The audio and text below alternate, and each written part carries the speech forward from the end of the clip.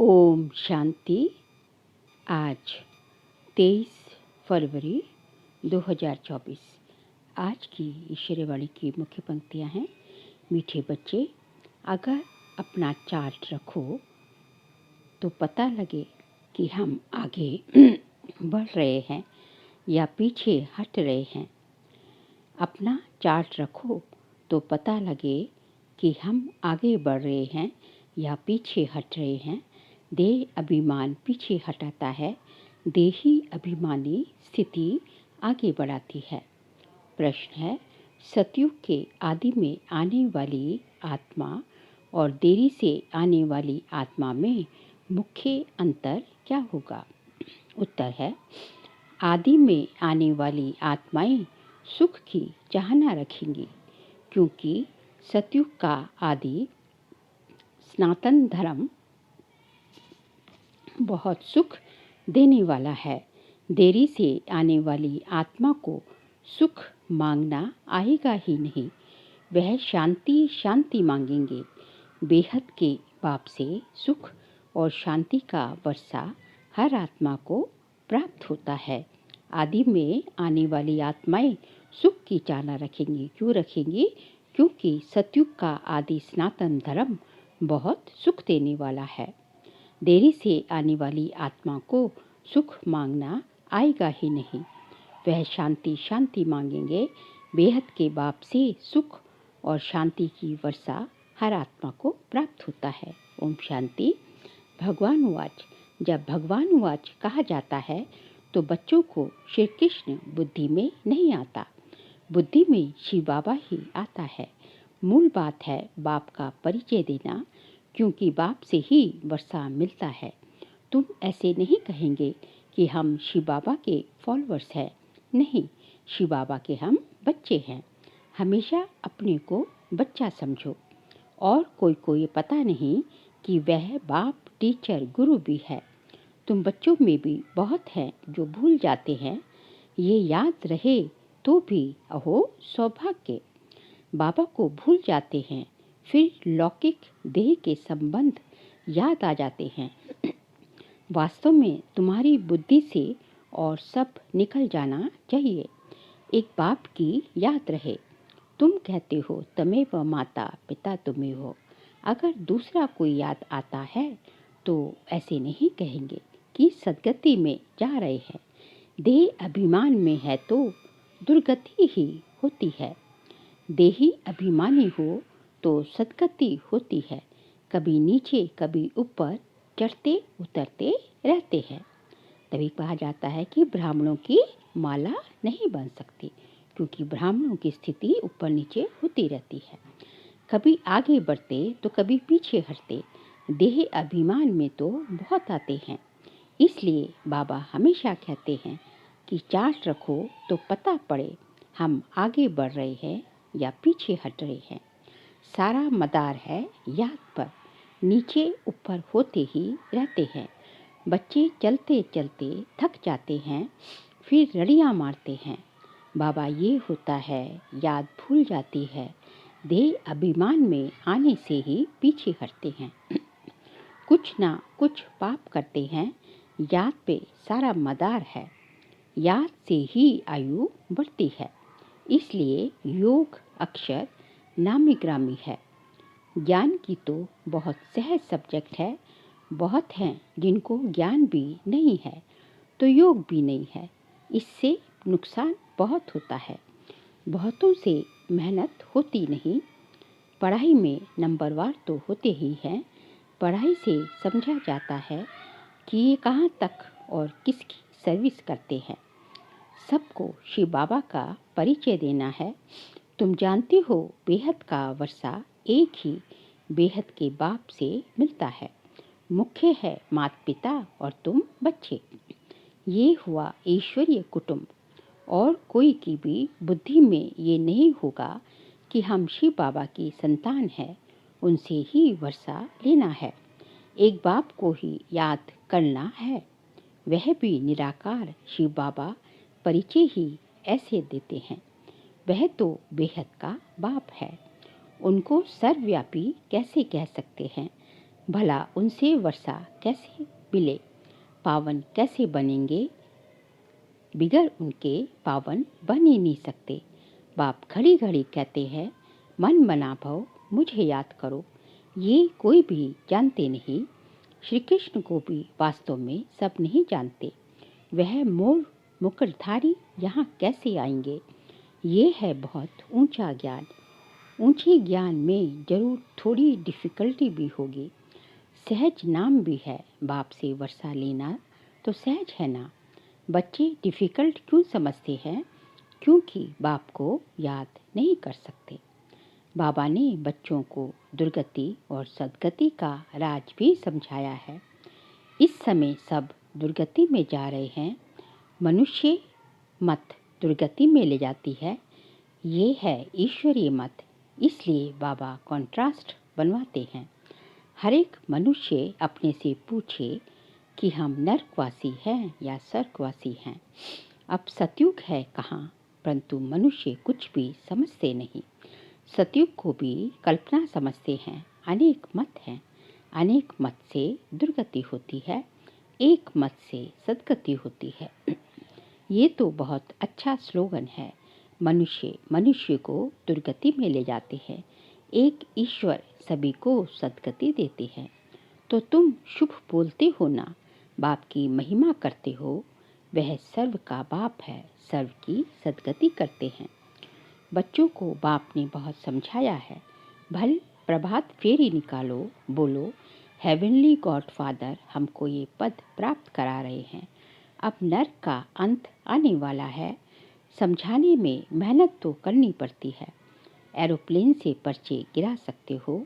हम तो एक ही बाप की महिमा करते हैं, वो ही सबका सद्गति दाता है।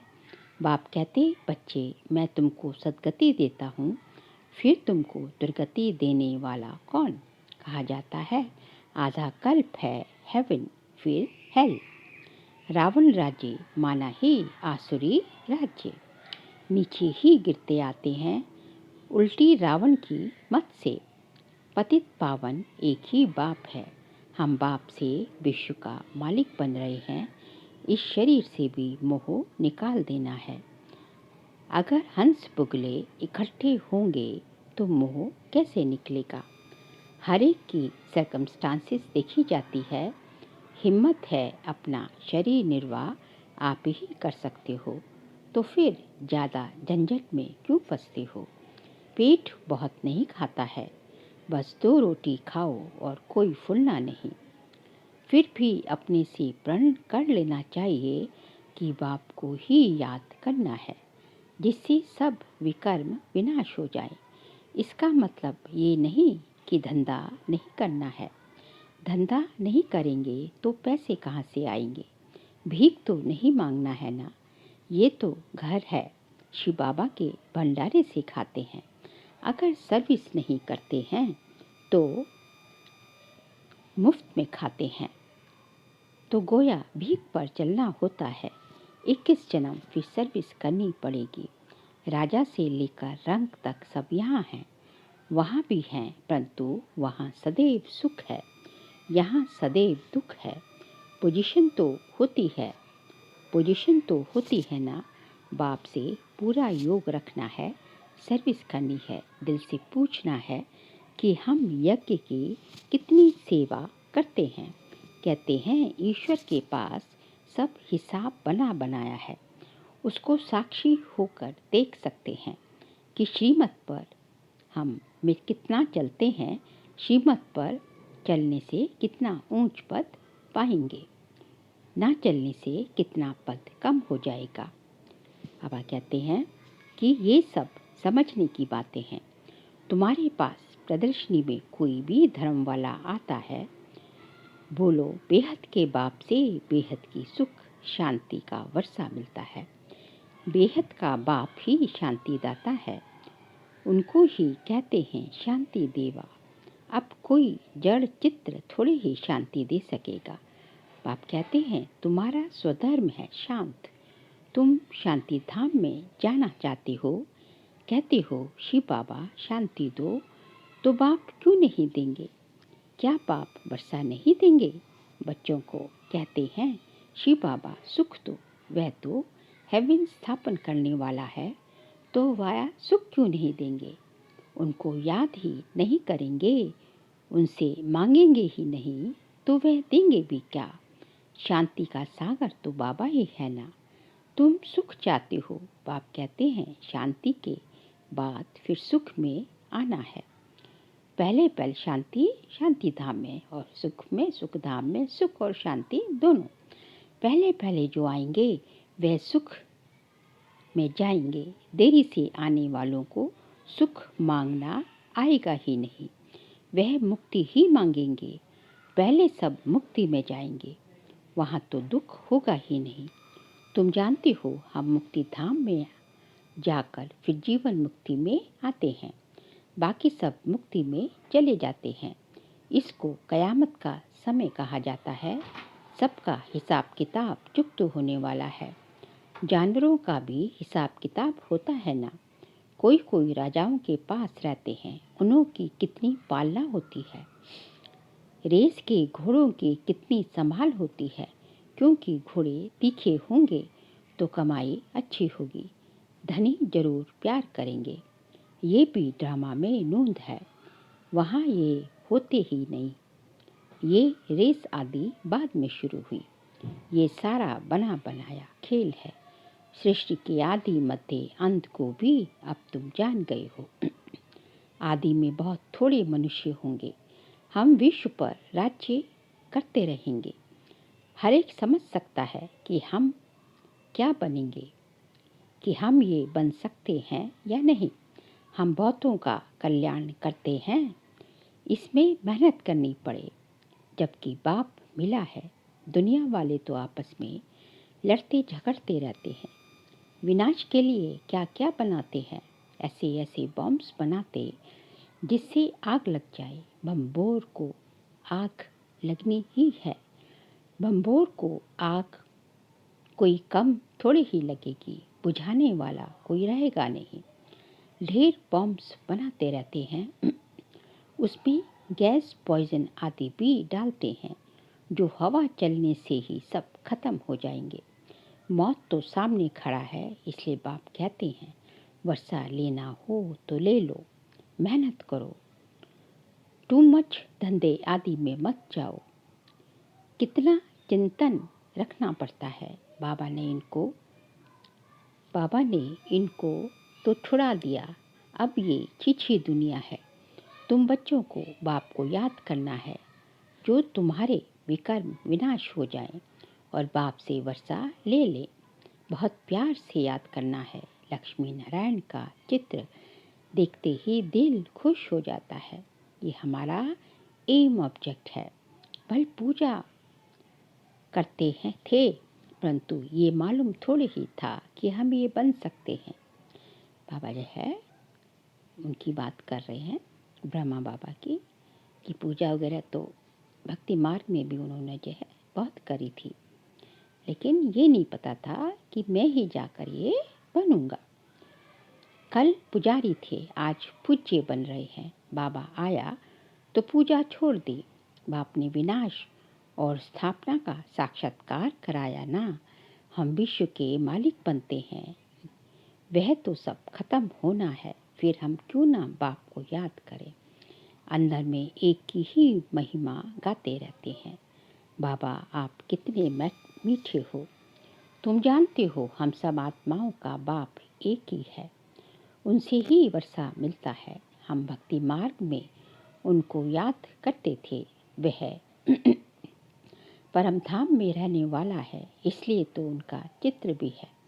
अगर बताया ना हो, अगर आया ना हो तो चित्र क्यों होता। शिव जयंती भी मनाते हैं, उनको कहा ही जाता है परम पिता परमात्मा। बाकी तो सबको मनुष्य या देवता कहा जाता है। सबसे पहले आदि सनातन देवी देवता धर्म था, पीछे और धर्म हुए। तो ऐसे बाप को कितना प्यार से याद करना चाहिए। भक्ति मार्ग में तो बहुत रड़ियाँ मारते हैं, अर्थ कुछ नहीं जानते, जो आया महिमा करते रहते हैं। अनेक स्तुतियाँ हैं, बाप की स्तुति क्या करेंगे। तुम ही कृष्ण हो, तुम ही व्यास हो, तुम ही फलाना हो, ये तो ग्लानि हुई ना, बाप का कितना अपकार करते हैं। बाप कहते ड्रामानुसार ये सब मेरा अपकार करते हैं, फिर मैं आकर सर्व का उपकार, सर्व की सद्गति करता हूँ। मैं आया हूँ नई दुनिया स्थापन करने, यही हार जीत का खेल है। 5000 वर्ष का बना बनाया ड्रामा है, इसमें जरा भी फर्क नहीं हो सकता। ये ड्रामा का राज बाप बिगर कोई समझा ना सके। मनुष्य मत तो अनेक निकलते रहती हैं, देवता मत तो मिलते ही नहीं।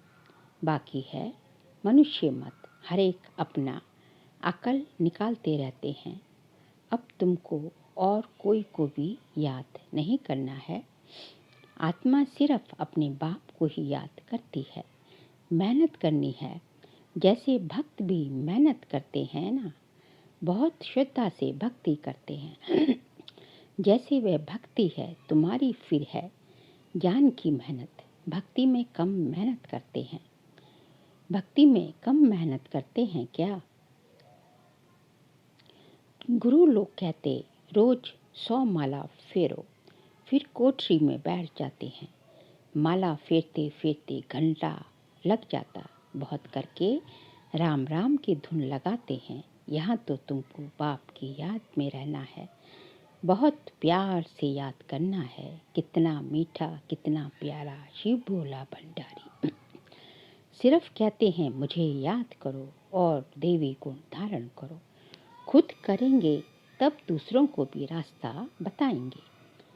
बाप जैसा मीठा और कोई हो ही नहीं सकता। कल्प के बाद तुमको मीठा बाबा मिला है, फिर पता नहीं ऐसे मीठे बाप को क्यों भूल जाते हो। बाप स्वर्ग का रचयिता है, तो तुम भी जरूर स्वर्ग के मालिक बनते हो।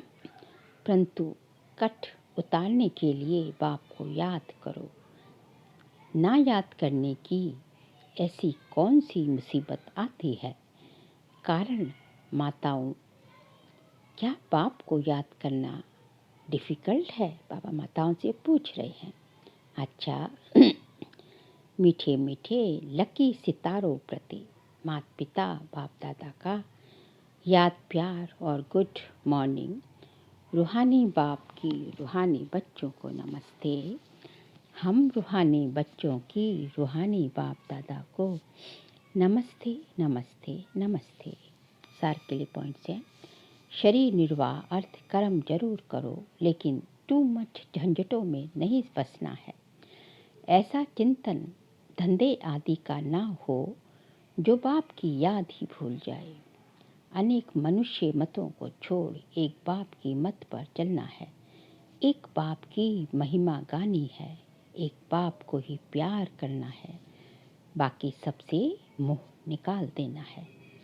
आज का बाबा का वरदान है, बेहद की वैराग्य वृत्ति द्वारा पुराने संस्कारों के वार से सेफ रहने वाले मास्टर नॉलेजफुल भव।